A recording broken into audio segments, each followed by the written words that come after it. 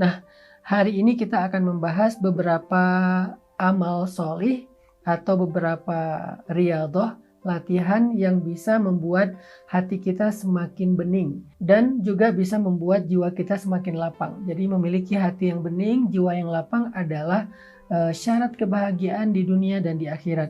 Apa riyadhahnya? Apa exercise ataupun amaliyah yang bisa kita lakukan sehari-hari?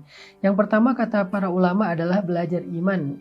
Karena iman itu adalah obat hati. Iman itu yang menuntun hati seseorang, yang menuntun jiwa seseorang kepada kebaikan. Allah Subhanahu wa taala berfirman, "Wa may yu'min billah yahdi qalbah." Siapa yang beriman kepada Allah, artinya siapa yang yakin kepada Allah, siapa yang berserah kepada Allah, siapa yang melibatkan Allah, siapa yang bergantung kepada Allah, siapa yang berharap kepada Allah, maka Allah akan menuntun hatinya kepada hal-hal yang baik. Tapi kalau misalnya seseorang justru ragu kepada Allah, maka hatinya akan dituntun oleh syaitan kepada yang buruk.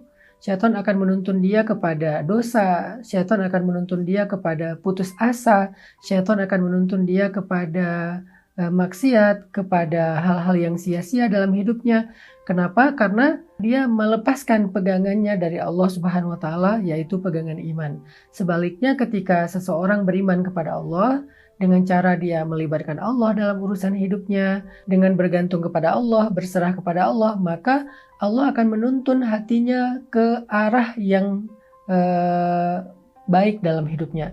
Allah akan buat hati dia itu mencintai yang baik, mencintai yang solih, mencintai yang ibadah, mencintai yang penuh dengan keberkahan, dan membenci keburukan. Allah akan menuntun jiwanya untuk selalu lapang dalam menghadapi ujian-ujian hidup, dan lapang juga untuk berdamai dengan orang-orang yang ada di sekitarnya. Kenapa?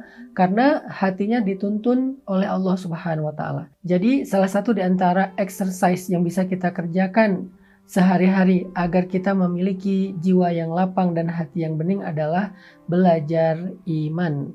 Belajar iman artinya belajar yakin sama Allah, belajar melibatkan Allah, belajar sabar menunggu datangnya keajaiban dari Allah, belajar berserah dan berpasrah kepada Allah, belajar berpegang kepada Allah, belajar berharap kepada Allah, yang semua ini adalah definisi-definisi aplikatif dari iman kepada Allah Subhanahu wa taala. Sehingga setiap pengalaman dalam hidup kita itu harus jadi materi pembelajaran iman buat kita, harus menjadi fast charging, harus jadi bahan renungan, sehingga pengalaman hidup itu akan menambah iman kita. Liyazdadu imanan ma'a imanihim, bertambahlah iman bersama dengan iman yang ada di hati mereka.